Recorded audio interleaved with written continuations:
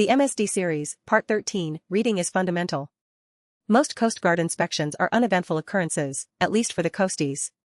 It doesn't matter if it is for a recreational vessel, a commercial vessel, or a shoreside facility, over time they all have a tendency to blend into a fog. But from time to time there is an inspection that sticks in a person's mind for any number of reasons, both great and small. I don't recall the exact event, but I was sent out to conduct a pollution investigation for a sunken pleasure craft at one of the numerous sloughs in the California Delta. For those of you dear gentle readers who do not know what the California Delta is, it is a large delta that encompasses the low-lying wetlands area from the upper San Francisco Bay to north of Sacramento, south to Stockton. The delta is 738,000 acres or 298,658.0 hectares of wetlands fed by 5 rivers, the Sacramento, the San Joaquin, the Mokelumne, the Cosumnes, and the Calaveras.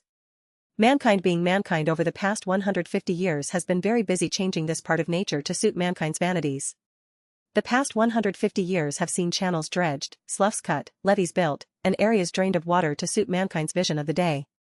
The result has been the creation of some 3,000 miles of waterways that are navigable by commercial seagoing ships to the modest raft.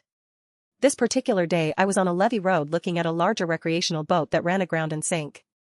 The owner, an older African-American man, was sitting by the dirt levee road on a salvaged folding chair not having a good day. A sheen of gasoline and motor oil oozed from the sunken vessel and drifted lazily on the current. The boat, an older boat, in rough condition before the sinking, was obviously a total loss. I opened up my top-opening metal clipboard, pulled out the appropriate forms and began getting information from the owner.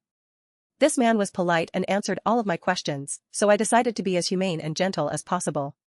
After all, this poor man had just lost what was obviously his pride and joy that was now laying just yards away completely submerged. I had finished up the paperwork and gave the owner a copy of the documents to look over and ask me any questions before I finished up. As I was explaining the various parts of the document, I noticed that his eyes did not track along with what I was reading, and then it hit me. He could not read. I don't know what happened in this man's life in a wealthy country such as the USA, where in his elementary school years he did not learn how to read, but here we were. I thought to myself, how do I do my job properly, how do I do right by this man, and how do I not embarrass him?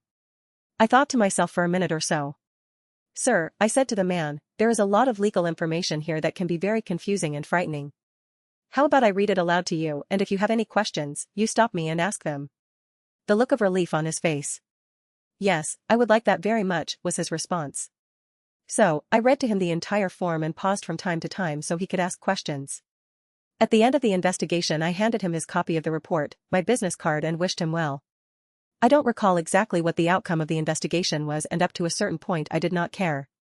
What I have become aware of is just how many people in our society are functionally, or totally illiterate, or functionally, or totally enumerate. These folks develop amazing coping skills, and I have a certain level of awe of them mixed with a level of sadness at their plight. The next time you are at the grocery store, and you see a person hand over a wad of money to the clerk and the clerk counts back the money change and keeps the sales amount for the till, be thankful, and most importantly be kind. The MSD series, Part 14, Zoomer.